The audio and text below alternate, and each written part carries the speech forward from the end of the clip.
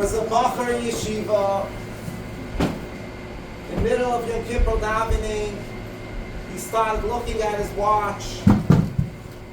While looking at his watch, he gave an impression, wow, it's such a long day. When's this day gonna end? And his mashgiach noticed this, and by next break, he called him over, and he told him, Yom Kippur, every minute is so precious. Every minute is so valuable. It's not a time to look at your watch and fetch, oy vey, there's so many hours left. Unfortunately, when Tisha B'av comes, we all have this Bacher's feeling. We look at the clock, we look at the watch. Oy, salang getan. So many hours left. But the truth is, let me introduce you to something that most of us don't know. Every minute of Tisha B'av is so precious. Rabbi Yisrael Salanter says that a person can grow on a Tisha B'av as much as a person can grow on a Yom Kippur. And the same feeling we have on Motzei Yom Kippur when we walk out with a bounce in our walk, our hearts jumping, is the same feeling we can have on a Motzei Tisha B'av. And the Maharsha echoes this in Masechtas Bechoros. He says he equates the 21 days between Rosh Hashanah and Hoshana Rabbah to the 21 days from Shiva Asa B'Tammuz till Tisha B'av. Both are days to become closer, to connect to the Rabbeinu Shalom. And if Tisha B'av is a day that we can connect to the Rabbeinu Shalom, when one connects to the Rabbeinu Shalom, how much bracha he can bring on this world. We're in a situation, we all know the current events. All we hear on the streets, people are talking about. When are they going to retaliate? When are they going to retaliate? Did everybody ever think we have a Tisha B'av? A Tisha B'av that we have a chance to get closer to the Rabbeinu Shalom. A chance that there won't be retaliation.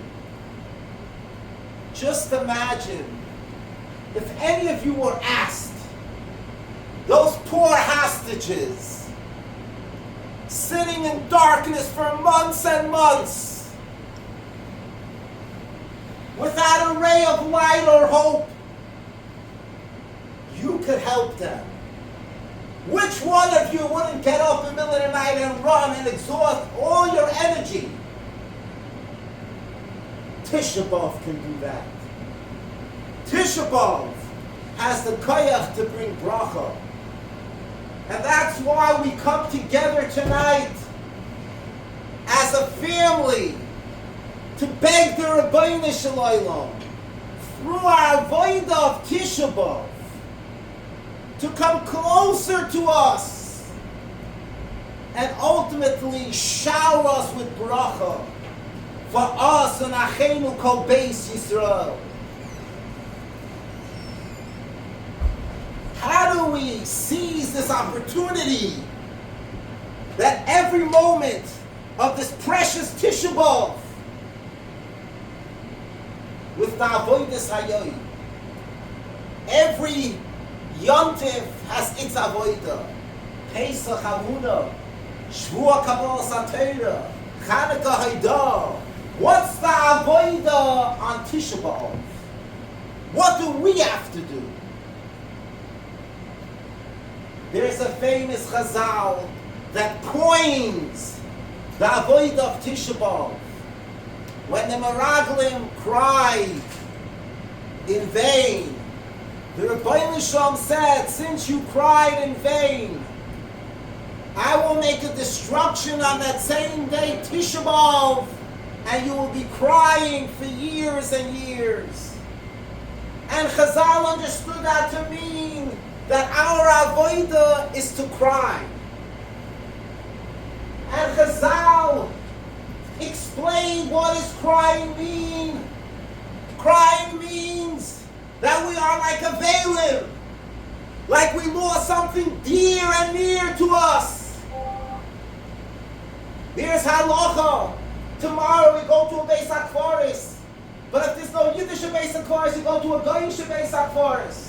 Why? Because anan cheshuvim kemesim. We lost something so dear and precious that we can't exist anymore. We lost a loved one that our whole life was embellished with that person. And we can't exist anymore. And Chazal take it even further. Chazal paint a picture of the next few hours. This is not me.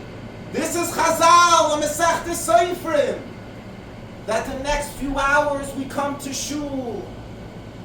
And it's like Meisoi Mutal Lefanov. It's like a Levaya going on. The pain of a Levaya. We say Baruch Dain Emes. We tear our clothes. We don't have that minig, but there was a minig in the times of Chazal. That's how powerful and how deep this Bechi is. That we have to feel like a veilim that the world collapsed, the world ended, we're shocked. We only see darkness. And of course the obvious question is, how could we feel such sorrow and such pain if we were never exposed to the beauty of the Beis Hamikdash? We're aveilim. We miss something. We say Baruch Dain Emes. We wail, we cry. It's a Levaya now. For what? We were never exposed. We were born into Golos. Tzara after Tzara after Tzara. And we just discussed that the ultimate goal of Tisha B'av is to bring us closer to the Rabbeinu Shalom. How does darkness at its deepest level bring us closer to the Rabbeinu Shalom? The ultimate of light. And I think the answer is our perception of what the Beis Hamikdash is probably not the proper perception. The Beis Hamikdash wasn't just a place that you went, you got an injection of Kedusha. You came out, you got a Kaparas Avonis. The Beis Hamikdash was much more. The Beis Hamikdash was a home for Klal Yisrael. A home that we lived together with the Rabbeinu Shalom as our Father. Just imagine living side by side with the Rabbeinu Shalom, like the Gemara explains in the Masechtas Brachos. And we were taken care of, our Gashmias, our Ruchnias. No worries, no concerns. Just basking in the glow of the Halak of Hashefa. And Rab Chatzkel Levenstein coins this in such a beautiful way. What Beis Hamikdash is, what Mashiach is.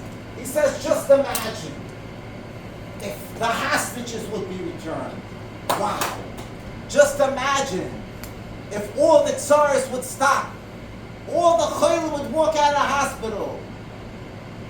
All the people that need parnasa would have parnasa. And all the tsars would come to an end. We'd be dancing in the streets, and he says that pales in comparison to what Beis Hamikdash Mashiach is. We'd be like shikurim walking in the street, mesmerized, in a different world. And that's what the Beis Hamikdash was. We call it Beis Chayenu, we say in Dafni. It was literally our home. And then we developed appreciation for other things. We did Averis. We didn't behave properly to our Helikatata. And we were thrown out of our home. We were thrown to the streets. But Zok the Halak Maral, and remember this for the whole Tisha B'av. Yes, we were thrown into the streets. But that love that the Rebbeinu Shalom had for us in the Beis HaMikdash, the Rebbeinu Shalom after the Churban and planted that in every Yiddish heart, deep in every Yiddish heart. And to understand this, let me give you a quick story. In communist Russia, children were born to do a bris milah was suicidal. There was this couple was transfixed on doing a bris milah. And it took them months and months with so many obstacles. And finally, the baby has a bris. And after the bris, they hear screaming. And they turned around. They look at the mother screaming, hugging the baby. They asked her what happened. Baruch Hashem, he had the bris. Listen to her answer. She said, I wanted my son to have a bris, and I knew there were so many obstacles and difficulties. And I was scared I would buckle to all those obstacles. So what did I do? I made up that I won't kiss my child till she has a bris. You know how painful that is for a mother? Now that the child had a bris, I gave that kiss. So too with the Rebbeinu Shalom. That love is deep in our hearts. It's the same love. Just like that mother, she loved that child. But she couldn't kiss the child. The same thing with the Rebbeinu Shalom. He loves us. But he can't show it. It's deep in our heart. Covered with layers of gullus. Layers of averis. Layers of disconnect. And our job on Tisha B'av is to ignite that flame that's deep into us. How do we ignite that flame? On Tisha B'av. That flame that every Yid has. That flame, that love from the Beis HaMikdash that was transplanted by the Churban Beis HaMikdash in every Yiddish hearts. How do we ignite it? With Eicha, with Kinus. Eicha and Kinus discuss the horrific tzaras Klal Yisrael went through. And when a person goes through it, how can it break your heart? And you realize it was because of our averis. We are responsible for the tzaras. How painful that is. A person should kill himself just from that. Look how much havoc you caused. We caused collectively. Sorry after sorry, we could have avoided it. It didn't have to happen. Till today, the tzaras doesn't have to happen. Tzaras is not current events. Tzaras is man-made through our actions. And when a person comes to such a situation and realizes it's darkness at its best, Look how reckless I was. Then a Yid has to realize, instead of getting depressed, that's when he has to get impressed. He has to realize what a Yid is about, the koyach what a Yid has. That it doesn't have to be like that. The real Yid is not a Yid full of averis. No Yid wants to do averis. And that inner being from within you has to emerge. The real you has to come out. The tzaras pierces all those layers of neglect and averis and untidiness and of denial. And of fake happiness, fake enjoyment. It cuts straight through and says, no.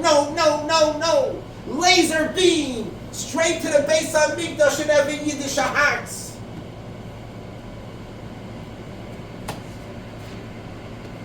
Yes. darkness. It's going to be very dark soon. But the darkness is an opportunity to pierce us deep in our hearts and pull out that Beis HaMikdash, wake us up. Rabbi say, Sazoifel Tzaris. At this minute, when those hostages are in the Gaza, we have to look in the mirror and say, what are we doing about it? That's our kinnis. That's our eicha. And yes, we could connect to the Rabbeinu Shalom. Yes, we could connect to the Beis HaMikdash. You know why? Because the Beis HaMikdash is in every Yid. So halacha l'maisa. Halacha l'maisa. That was beautiful talk. We're sitting down to Eicher and Kinnis. We have the Yetzirah, we do Averis. So how should we improve ourselves? What should we do to bring out this inner beings of us? That Tisha B'av shouldn't be in the rearview mirror all year. Tisha B'av should be facing us with a smile. We have to try not to appreciate the Goyish culture. You know, they send out clips with jokes. Malacht. We become part of social media. That's our life. That's our talk. We are different. That's not us. We have to get a feeling for Yiddishkeit. Be proud we're a Yid. Have a feeling for the Rabbeinu Shalom, a feeling for Yiddishkeit, a feeling for a mitzvah. Every narishkeit that goes around, we get so excited about it, becomes a talk of town. Let us change that on Tisha B'av. Let us put ourselves down to ground zero and get proper values. Not every joke that's posted do we have to embrace and try to laugh. Or every conversation that's going on in social media becomes our life. Let's develop an appreciation not for that, an appreciation for the Rabbeinu Shalom. And just imagine if that changed on Tisha B'av, what kind of Yeshuas, Refuas, and Achamas Klal Yisrael would have. There's a famous Chassidish Rebbe. He was the Malach. And a whole Tisha B'av, he sat and he cried those words, Eicha, Eicha, Eicha, Eicha, how? And every hour he picked his head up. But Mashiach Shein gekommen. I think that coins the whole Tisha B'av. Eicha, how could this happen to us? How could we so reckless and have such averis that cause so much sorrows? Eicha, Eicha, Eicha, Eicha. Those are the words that should be reverberating in your brain over and over again. Today, tomorrow afternoon. Eicha, Eicha. This shouldn't have happened, this sorrows. This is not us. We're not Goldstein Yidden. We're Beis HaMikdash Yidden. The Chassam Sofer brings down a Rashi Masechtas Rosh Hashanah that says that the Beis HaMikdash Hashlishi is going to come down fully built. Zok the Chassam Sofer, who built it? Who built it? Zok the Chassam Sofer, your tears built it. Because your tears come from the depths of your heart. The Beis HaMikdash within you, the Yid within you, the Chelik Elokai Mimal. And that pours out on Tisha B'av. And that builds the Beis HaMikdash. The Mechaber says, Kol HaMesabel HaYishlayim Zoicha V'roya B'nechamasa. Zoicha. The Lashon of Zoicha means right now.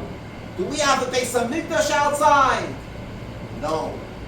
But when the Yid creeps into the depths of his heart, he brings out the Beis HaMikdash within him.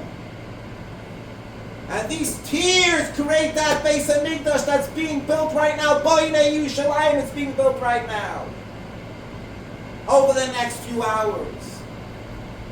The Baba the Rebbe, when he came to America, had a shul on the west side. And one Friday night, in comes a Yid. And they look at each other, him and the Rebbe. And the Rebbe remembers he was a Baal B'chusid. Now he was never frei. He came in Friday night to shul for a bissel Warmkeit. Looked a lot different than he looked in Baviv in the Haim. And the Rebbe goes over to him and the Rebbe tells him, "This gewen about tefillin in the Haim." He says, "Yeah." Geitzi for Kabbalah Shabbos. He says, "Rebbe, you off your mind, ich bin a Machal Shabbos." Geitzi zum Omid. He went to the Omid. Down the beautiful davening. The next Friday night he wasn't there. So the Rebbe sent his son out of totally find Yen a Yid and tell him he wanted to daven Kabbalah Shabbos. Rav Tuli comes back and tells him, "Tata, he's in the park smoking a cigarette in the middle of Shabbos. You wanted to daven from Omid?" So the Rebbe says, "Yeah, bring him." So he says, "Oh, it's Machal Shabbos yet." He says, "Is nicht Machal Shabbos. The Nazi within him is Machal Shabbos." That's our Tisha B'av. When we sit down and we take responsibility for our aveiros, we don't get depressed. We get impressed because we realize it's not us. It doesn't define who we are. There's another beautiful story with the Bav Baruch. He helped somebody after the Milchama and became a Baal Batish Yid, and he wanted to buy a present for the Rebbe. He looks, the Rebbe has beautiful kais, beautiful Esrog Pushka. What can he buy for the Rebbe? Then he comes in Tisha B'av and he sees the Rebbe that's here in the kiddush. Wow, perfect! A whole year he works on making the Rebbe, wow, a kiddush written on parchment, with leather bound, with silver trimmings and gold. And he comes to the Goldstein a week before Tisha B'av. He says, "I have the best present for the Rebbe." And the Goldstein looked at him, oy vey, and he insisted on going into the Rebbe. And the Rebbe looks at him, and the Rebbe says, "Wow, you gave me a tremendous present." Because when Mashiach comes, what are we going to sing? We're going to sing this kinus, and I'm going to use this leather-bound, silver-trimmed kinus. Why? Because these are the words that woke us up. These are the words that brought out tears. And that's what we have to create tonight. We have to create an environment. Make the future of being in Beis HaMikdash a reality. Rav Tali Ropshitza during Kinnis used to hum, "V'hashev Yisrael in Vehem." Klal Yisrael should return. And he used to hum that during Kinnis because that's the objective. To bring out the Beis HaMikdash within every Yid. So they're buying us some help for Rabbi Isai.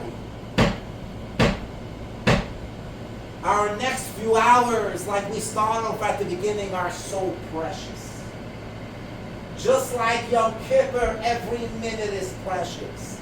Don't look at your watches like that Bacher looked at. Look in your hearts. Look at the kinnis. Stell sich nicht zu weinen a bissel. Just think about the tzores that's going on. And think about every Yid could have withheld and stopped the tzores. Each person to a degree. So they're buying the Shalom helping. Let this Tisha B'av make Mashiach a reality. And if we're not zeicha that it makes Mashiach a reality, let at least the cold shofar of Mashiach so blazen in unser Herzen.